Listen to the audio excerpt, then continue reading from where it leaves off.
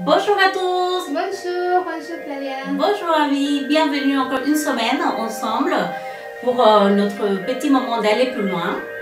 Donc voilà, vous savez déjà au programme, un petit jeu, un partage, un verset pour la semaine pour nous encourager. Maintenant on va jouer nous. On va jouer nous, on a un défi, c'est ça, à faire. Que Guillaume nous a préparé, donc on y va. On verra. Bon, bienvenue les filles au défi du jour. Donc ça va être très simple, vous avez un tas de cartes devant vous, un jeu de cartes complet. Et l'objectif va être de les prendre en main et de séparer les piques des carreaux, des cœurs, des trèfles. Et bien sûr, vous êtes chronométrés. Et vous avez des questions? Non. Eh bien, c'est parti à 3.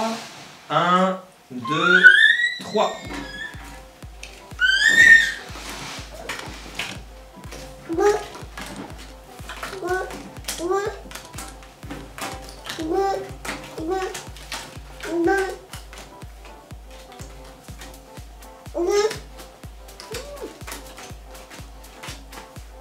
L'ambiance elle est studieuse, hein. Pas parler, bon on est des filles, on peut parler faire autre chose en même temps, mais quand même. Oui.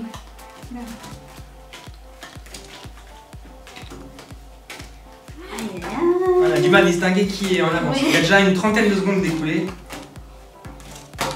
Laisse-moi gagner, Ali. Anthony ne m'a pas laissé C'est gagner bientôt la dernière fois. terminé. Fini. Victoire de Claudia, bravo Claudia, sûr. Alors ça s'est joué à très peu Ah de oui. choses.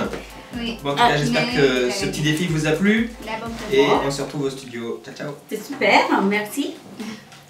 Ok, super Claudia, elle m'a battu pour ça. Pas beaucoup, C'était mais un super show, Oui. donc on s'est bien amusé, c'est bien. oui, c'était pas très compliqué. J'avais peur parce que voilà, des fois les idées, voilà, ça fait peur, mais non, c'était un super défi. Bah, entre temps, il y a Olivia qui est arrivée aussi.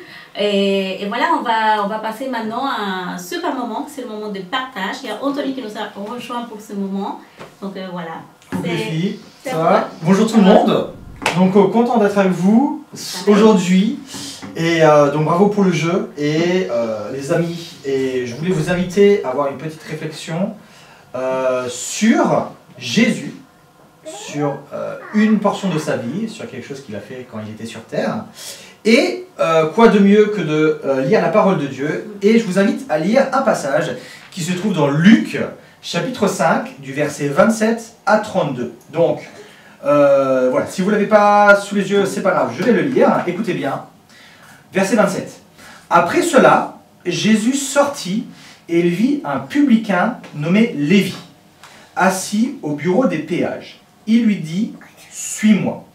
Et laissant tout, il se leva et le suivit. Lévi lui donna un grand festin dans sa maison, et beaucoup de publicains et d'autres personnes étaient à table avec eux. Les pharisiens et les scribes murmurèrent et dirent à ses disciples « Pourquoi mangez-vous et buvez-vous avec les publicains et les gens de mauvaise vie ?» Jésus, prenant la parole, leur dit « Ce ne sont pas ceux qui se portent bien qui ont besoin de médecins, mais les malades. Je ne suis pas venu appeler à la repentance des justes, mais des pécheurs. » Donc voilà, donc pour directement attaquer le problème, moi j'aime beaucoup déjà ce qui se passe au début, quand Jésus parle à Lévi, alors Lévi on parle de Matthieu, donc qui sera un disciple, et lui dit « Suis-moi ». Et ça nous amène déjà une petite réflexion concernant l'œuvre de Dieu sur terre, et si on pense simplement à Jésus, alors Abine est partie, mais c'est pas grave, elle va revenir dans un instant. Si on pense à Jésus, Jésus est la personne la plus parfaite qui existe. Il est Dieu fait de chair, il est plus intelligent que quiconque, plus puissant que quiconque. Et si on pense à son travail, à son ministère quand il est venu sur terre, en fait, il aurait très bien pu faire tout ça tout seul, en réalité. Il n'avait pas besoin de personne, il avait besoin de ses 12 disciples, etc. Mais ce qui est chouette avec Jésus, c'est que même s'il pouvait faire ça tout seul, en fait, il ne voulait pas le faire tout seul. Il voulait appeler des hommes, des femmes, qui puissent parler du royaume de Dieu à d'autres hommes, à d'autres femmes. Et c'est exactement ce qu'il voulait faire aussi avec nous. Et moi, j'aime beaucoup cette notion de, que Dieu veut que nous, on puisse être amenés à le servir. Et, petite réflexion, qu'est-ce que ça implique pour vous les filles, même pour vous, réfléchissez, qu'est-ce que ça implique suivre Jésus, suivre Dieu? C'est une bonne question. Je pense que, voilà, là on voit l'exemple et c'est génial, il a tout laissé et voilà, il a suivi. C'est vrai que c'est pas évident de faire ça, de dire je laisse tout de côté parce que ça veut dire que, voilà, c'est une appel, justement là, Jésus, il a appelé à faire ça. Et dans mon cas, en tant que missionnaire et que j'ai quitté mon pays, ma famille et tout ça, voilà, quelque part, oui, j'ai laissé des choses pour suivre Jésus, mais c'est pas une chose qui se passe dans une seule fois. Je pense que c'est un choix de tous les jours, devoir faire un peu, voilà, des choix et dire, voilà, dans telle situation, dans tel choix que je dois faire, choisir toujours par rapport à ce qu'il me demande, par rapport à ce qu'il attend de moi. Et voilà, et ça, on le trouve dans sa parole. Et des fois, c'est pas tous les jours facile parce que la vie passe, les choix, voilà, se font. On n'a des fois même pas le temps de consulter ou de prier, mais dans l'idéal, c'est ça.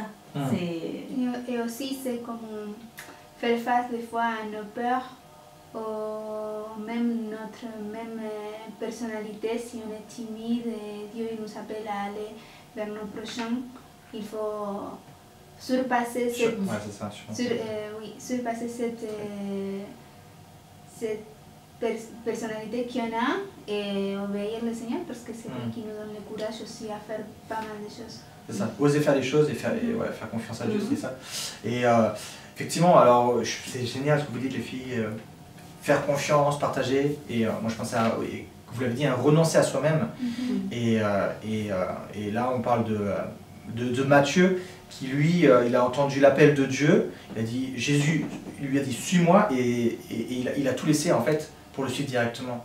Et donc ça ne peut pas forcément dire qu'on doit tout laisser dans la vie, on doit tout abandonner, mais il y a des choses, oui, qu'on peut peut-être abandonner, parce que c'est peut-être concentré, c'est peut-être focus sur soi-même, et donc du coup peut-être des projets, peut-être des relations, que tu sais que finalement qui sont pas saines, finalement, qui sont néfastes pour toi, qui t'empêchent de grandir, qui te détruisent en réalité. Mais il y a des choses, oui, que peut-être tu dois abandonner. Pas forcément tout. Et donc même si tu ne dois pas forcément tout abandonner, je pense que c'est important d'avoir un cœur disposé à le faire en tout cas. Et même si tu n'abandonnes pas. Et je pense que même si du coup tu n'abandonnes pas tout, tu dois être prêt à tout renoncer et à mettre tout ce que toi tu as, donc que ce soit en termes matériels ou même des talents que toi tu as, à pouvoir le mettre au service de Dieu. Et moi je trouve super intéressant avec Lévi, parce que ça va continuer ensuite. Il y a un festin, que Matthieu va organiser, et donc tu vois, on parle d'un petit peu des choses de la vie, et donc, alors c'est rigolo, parce que il était quoi? Il était un collecteur d'impôts, donc forcément ses amis c'est qui? C'est d'autres collecteurs d'impôts, et donc du coup ils vont faire un festin, ils vont inviter plein d'autres collecteurs d'impôts. Et dans cette scène, alors il y a encore les pharisiens qui sont toujours là à critiquer ce que fait Jésus, et ils vont le dire, mais pourquoi vous buvez avec des pécheurs? Et Jésus il va répondre, vous pensez que c'est des pécheurs? Ok, c'est vrai, et en fait je suis venu pour être avec des pécheurs. Et forcément les pharisiens c'était aussi des pécheurs, hein. même s'ils étaient tellement perdus dans leur tête. Ouais, parfait. Exactement, c'est bon. Mais et en fait, et c'est chouette parce que ça montre vraiment, on parle de beaucoup de choses là, on parle de l'amour de Christ et comment lui il voulait être avec les personnes et qu'il faisait pas de distinction. Voilà, c'est ça, il faisait pas de distinction. Et il ne pensait pas que ça c'est un collecteur d'impôts, ok non, lui j'en veux pas dans mon royaume. Lui c'est un médecin, lui il fait des bonnes choses pour les gens, ok lui vas-y viens. Et vraiment, il nous voyait tous sur un pied d'égalité, ce que les pharisiens d'ailleurs ne voyaient pas, ils pensaient être supérieurs aux autres. Mais Jésus au contraire, il nous voyait tous sur un pied d'égalité, en sachant qu'un péché c'est un péché. Et moi ce que ça m'encourage aussi à réfléchir, c'est que quand je vois une autre personne,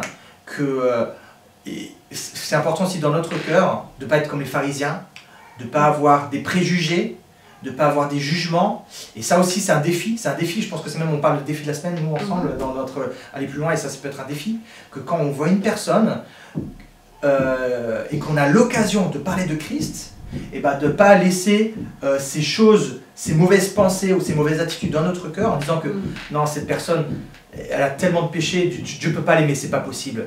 Et ben détrompez-vous, si Dieu, en fait, il aime autant cette personne qui nous aime nous.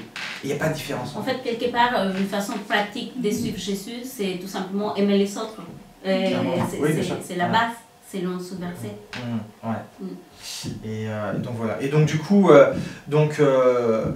simplement se rappeler, moi j'aime bien aussi, je pense à ça, que quand tu parles d'amour, que Dieu déteste le péché, mais il aime les hommes, et il nous aime chacun d'entre nous. Donc voilà, ce que j'avais à partager. Merci en tout cas les filles d'avoir participé en tout cas.